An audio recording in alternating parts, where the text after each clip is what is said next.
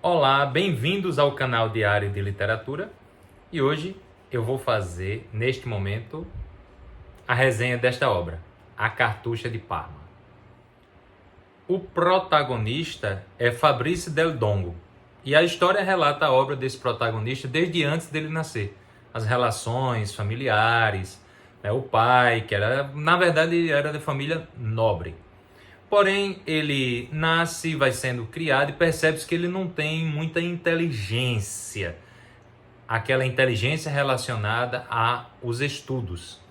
E a irmã de seu pai tem muita afeição por ele, já na infância, ela tem 13 anos mais velha, mas ela é levada para o casamento com o Marquês de Pietraneira e ela se torna a Marquesa. Entretanto, ela leva um momento o Fabrício para lá porque gosta muito dele, quer colaborar com o crescimento dele, intelectual e tudo mais, mas ela fica viúva.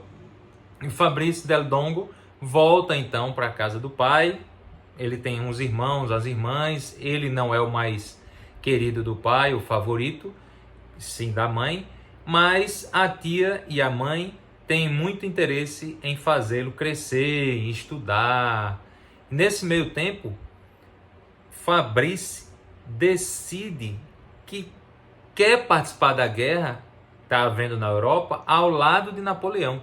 E ele vai, como se ele não se alista nem nada, para ele é normal.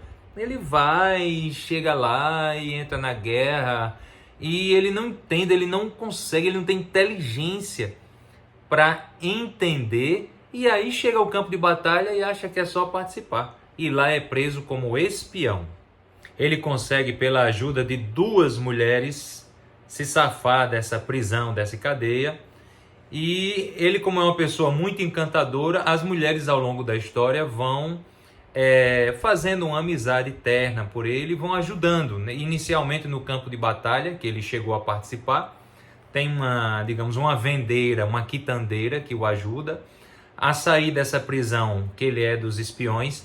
Tem uma mulher de um carcereiro que acaba se encantando pela educação dele e acaba ajudando ele a sair, cria uma história para que ele saia ileso ali, sem julgamento, sem prisão. E ele participa, pelo lado francês, apesar dele ser italiano.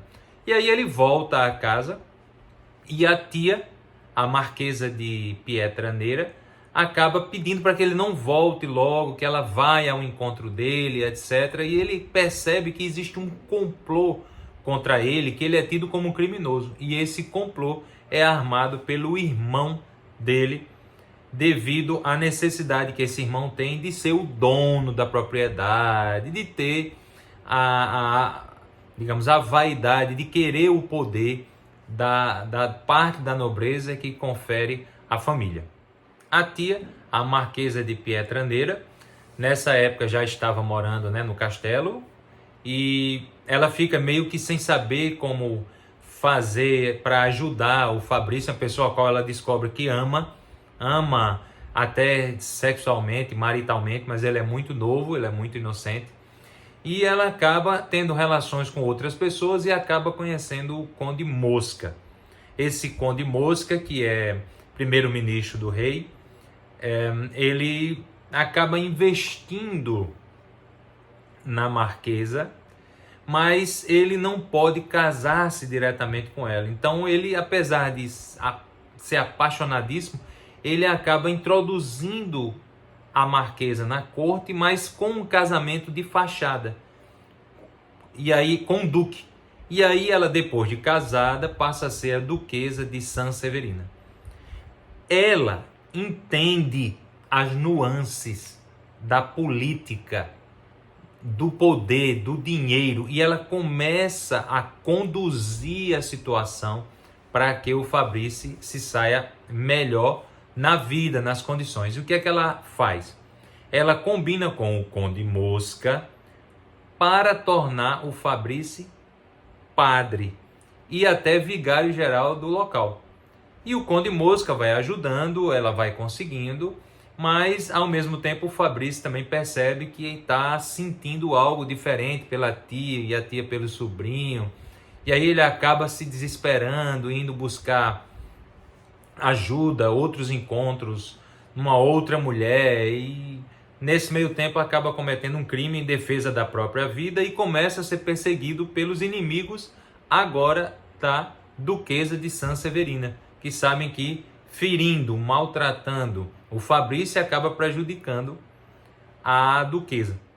Fabrício vai preso, é colocado numa torre de um castelo e lá ele é ajudado por outra pessoa, outra mulher chamada Clélia Conti, que acaba sendo o anjo da guarda do Fabrício e a partir daí para frente vai se encaminhando com ele até o final da história.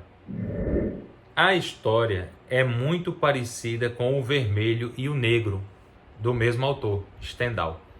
E os protagonistas, eles não é que eles sejam parecidos, eles são antagônicos, enquanto que o Julien Sorel, do Vermelho e o Negro, ele é inteligentíssimo, o Fabrice Del Dongo, ele é muito sem inteligência, muito limitado. Enquanto que o Julien Sorel não é violento, não é destemido, o Fabrice Del Dongo tem a nota máxima. De 0 a 10 ele teria 10 em aventuras, em ser intrépido, em não ter medo das coisas. Então eles são como se fosse o oposto um do outro. E nesse caso, o Fabrice Del Dongo, ele deixa... Ele não é que ele se deixa ajudar. Ele precisa ser ajudado pela mãe, pela Duquesa de Sanseverina, pela quitandeira. Ele vai sendo ajudado pelas mulheres. Isso me faz pensar que existem na sociedade pessoas que são extremamente frágeis mediante as situações, porque elas não têm aquele saber, o saber necessário para enfrentar uma situação. Desde não saber porque não sabe ler e escrever, a não saber porque não conhece as leis e acaba fazendo tudo ao seu modo. Então, essas pessoas que são muito frágeis, elas precisam de uma ajuda externa para poder terem uma vida melhor. E qual seria o papel, o nosso papel, enquanto irmãos, enquanto família universal? Seria ajudar uns aos outros. Se a gente acaba se ajudando uns aos outros, tudo vai bem.